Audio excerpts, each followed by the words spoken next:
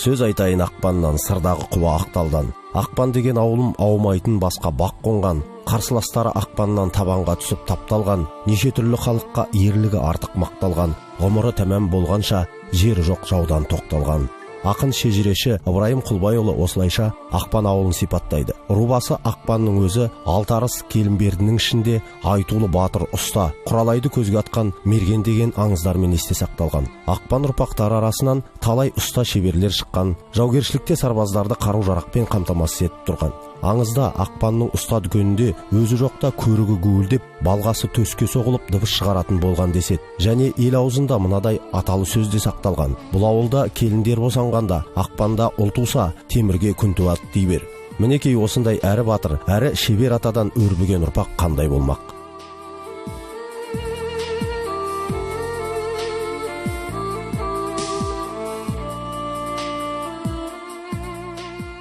Биылғы көктемде ұлы жеңістің 73 жылдығы тойланғалы отыр. Маңғыстау жері қан майданнан шалғай болғанмен, 6000-дай ер азаматтары соғысқа қатысып, көбісі оралмады. Бүгінгі бағдарламаның тақырыбына арқау болып отырған есімді қазақ халқы мәңгі жүрегінде сақтайды деп сенеміз. 30-шы жылдары Маңғыстау топырағынан аштық пен Кеңес одағының құйтырқы саясатынан ел үдере көшкен болатын. Сол көште 1922 жылы Самқұмында дүниеге келген Жұмағали Қалдығараевтың да отбасы жаңғақтың ойына кеткен еді. Қалдығара ұрпақтары Ақпан ауылы мен Шағадамнан Қарақалпақстанның Қатеп деген жеріне келіп қоныстанады. Жұмағали алғаш мектеп есігін осы жерден ашады. Кейіннен 1937 жылы отбасы Ташауыз облысының Калинин ауданына көшеді. Киров атындағы колхозда Жұмекен тракторшы болып жұмыс жасайды.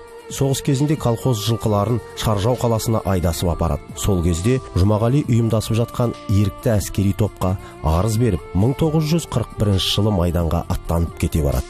Ол орталық фронттың 7-ші гвардиялық дивизиясында болады. 1943 жылдың күзінде совет әскерлері Днепр өзеніне келіп маңдай тірейді. Қыркүйектің 26-27-сінде Жұмағалидың расчеты Днепр өзенінен алғашқылардың бірі болып арғы бетке өтеді. Өзеннің оң жағасын жаудан тазартып, бүкіл полктың алға жылжуына, Днепрден шығынсыз өтуіне жағдай туғызады. Ұзындығы 1000 шақырымға созылған Днепр өзенінен өтіп, батыс жағалауда плацдарм жасауға негіз болған 2605 сарбаздар мен офицерлер Кеңес одағының батыры атағына ұсынылыпты. Сол тізімде 27 қазақ бар екен. Ал Жұмағали Қалдығараев 7-ші гвардиялық корпустың 7-ші гвардиялық танкіге қарсы пулеметтік қару көздеушісінің көмекшісі, қатардағы жауынгер деп 12-ші реттік санды иеленіпті.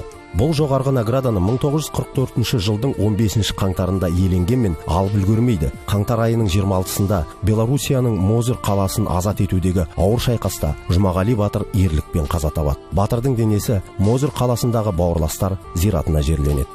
Бүгінде Қарақалпақстанның Қожелі қаласындағы Киров атындағы колхоз, Бейнеу кентіндегі мектептердің және Белоруссияның Мозыр қаласындағы бір көшенің аты Қалдығараевтың есімімен аталған.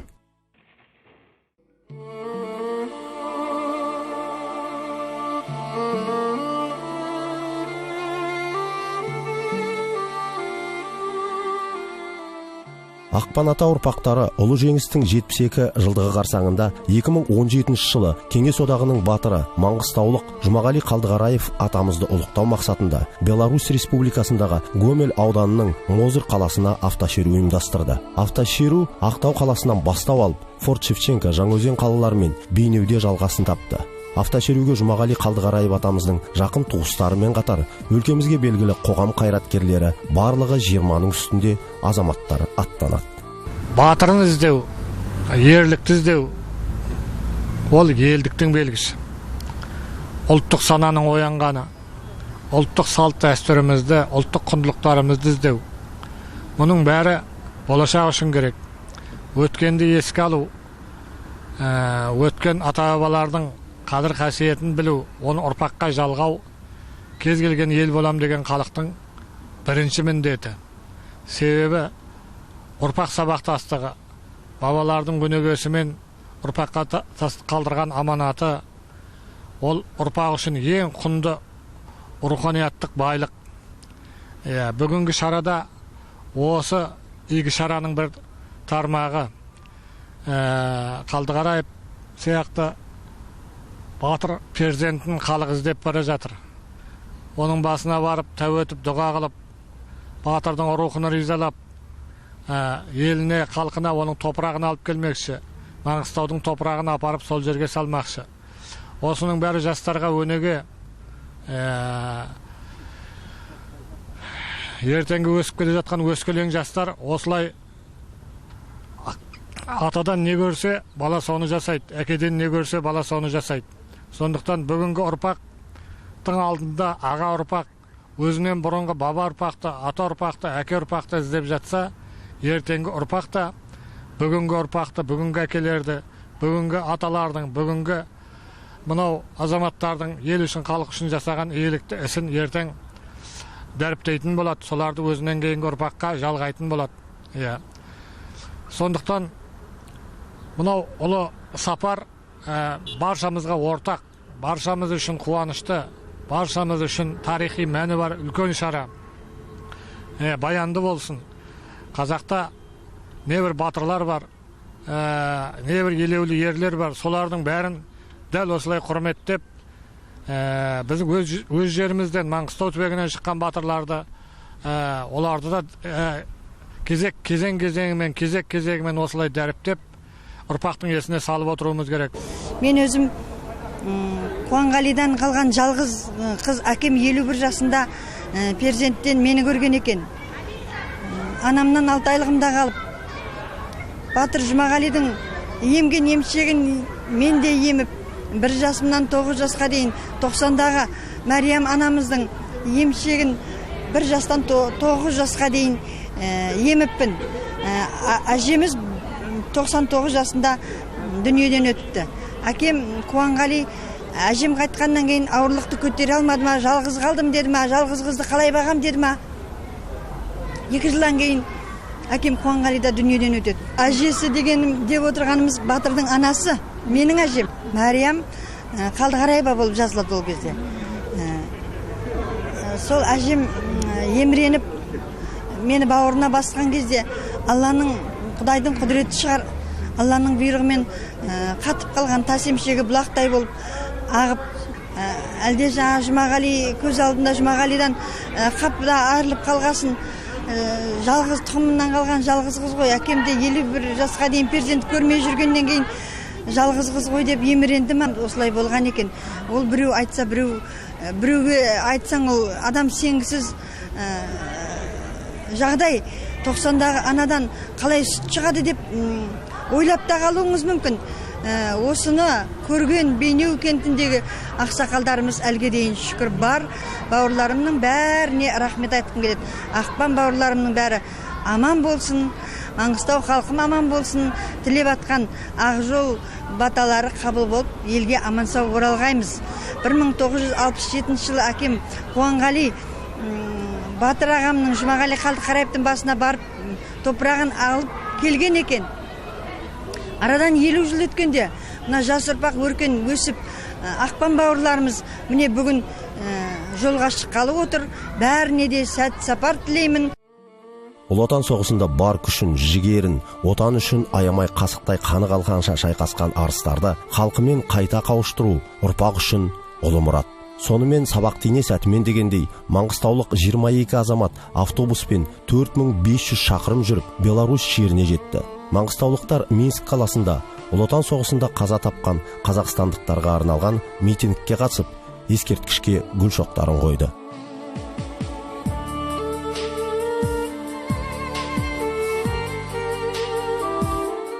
Минск қаласынан кейін автошеру Гомель ауданының Мозыр қаласына ат басын тіреді.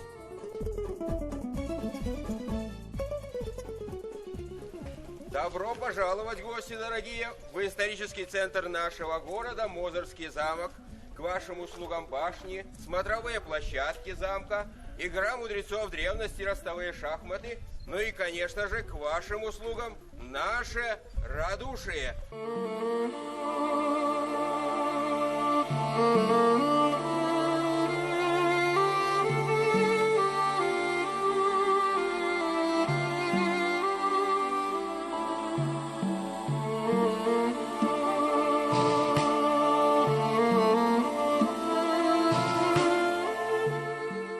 Жерлестеріміз қаланың ескі бекініс орындары, тарихи және көрнекті жерлерімен танысып, музейлерін аралады. Содан соң Кеңес одағының батыры Жұмағали Қалдықараев жерленген Даңқ қорғанындағы зиратына барып митингке қатысты.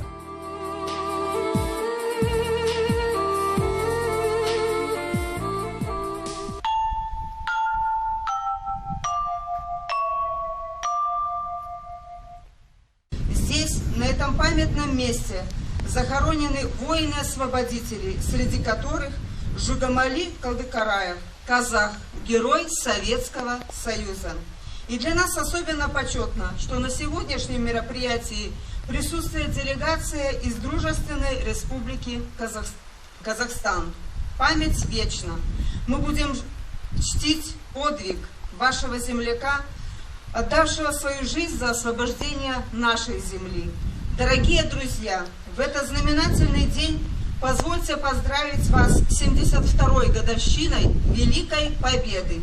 Пусть мир и благополучие, любовь и счастье никогда не покидают наши дома.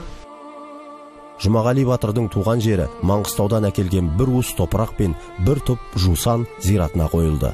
Содан кейін Батыр ағаның басынан топырақ алынды. Мақсат Маңғыстауға Жұмағалидың тұрпатын орнату еді.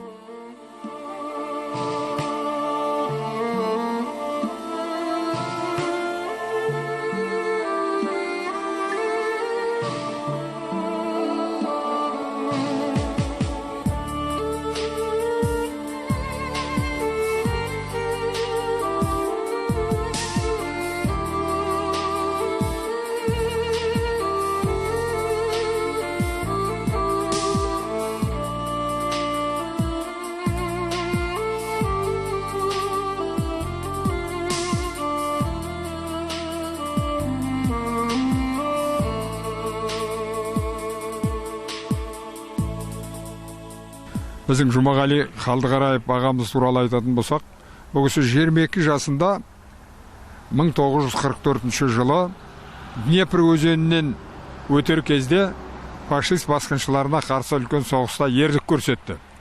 Сол ерлігі көпке үлгі болды. Сол Жұмағали бауырымыздың соңынан көптеген әскерлер көтеріліп, сол жеңіске жетті. Бұл бір үлкен мәні бар шаруа болды. Осыған байланысты сол кездегі билік, үкімет Жұмағали Қалдықараев мырзаны Кеңестер одағының батыры деген атаққа ие, сол атақ берілді. Мінекей енді осы топтың ішінде сол Жұмағали ағамыздың бауырлары, туыстары, елдің басқа да көптеген азаматтары келе жатыр. Енді бұл шаруа Маңғыстау өңірінде көптен бері айтылып келе жатыр. Жұмағали Қалдықараев ағамыздың атында мектеп бар, көше бар. Бұл мектеп пен көше Бейнеуде, одан кейін Жаңаөзен қаласында да көше бар. Қарақалпақта, Түрікпен жерінде де оғысының атында мектеп бар. Сонымен жалпы бұлай қорыта айтқан кезде бұл кісі туралы қазір енді ұрпақ жаңадан бар мәліметтерді сілкіп қарап, оларды халықтың жадына жеткізіп жатыр. Мозыр қаласын азат етудегі кеңес әскерлерінің ерліктері туралы мектеп оқушылары көптеген мәліметтер мен мұрағат құжаттарын жинап, музей экспозициясын жасақтапты. Жұмағали Қалдықараевтың фотосуреті музей төрінен орын алған. Здесь при освобождении нашей земли он погиб. Есть ребята, которые также интересуются подвигами не только его, да, но и всех остальных. Пожалуйста, Ян, расскажи, что ты узнал. Знаете, я очень давно интересуюсь кавалерией, казачьими частями, которые освобождали Мозырь Калинковича. И было очень интересно узнать, что Жұмағали Қалдықараев, он также был в 7-й гвардейско кавалерийском корпусе, которая была у них задача во время Калинковичско-Мозырской операции с 8 по 20 января окружить все немецкие тылы, ударить, для того, чтобы они не смогли отступить на Брестскую территорию, уйти на Брест, также перерезать железную дорогу, железнодорожный узел, и дальше отправиться на Мозырь. После этого Жұмағали Қалдықараев, он 26 января погиб где-то вот в этой территории. На сайте «Память народа» указана дата почему-то 12 марта. 1944 года, но по другим данным это произошло 26 января. И вот Ян показал правильно. Мы точно не знаем места гибели, тем более, что вместе с ним здесь еще погибли и Катаев Михаил Максимович, который также служил в подразделении противотанковых ружей. И точно так же погиб Шмаргун Николай Иванович. Они, видимо, служили вместе. И дата гибели 26 января. Да, они погибли вместе. И 7-й гвардейский кавалерийский корпус, после того, когда был освобожден город Мозырь и Калинковичи 14 января, вел боевые действия вдоль реки Убороть. Сюда отступили немцы, и вот, возможно, где-то от Скрыгалова до Лельчиц, вот на этом пространстве, где-то все наши солдаты и погибли. Нам еще предстоит это выяснить, и мы хотим это использовать как научно-исследовательская работа, и потом все эти данные опубликовать. Мы уже несколько лет подряд помогли установить место гибели, значит, одного из солдат из Узбекистана. И вот в прошлом году у нас учился студент из Туркмении, Осман Чарыев. Ильяс Чарыев, его дедушка, погиб здесь при освобождении города Мозыря в районе Ельска. И он, когда уезжал домой, он с собой увез капсулу с землей.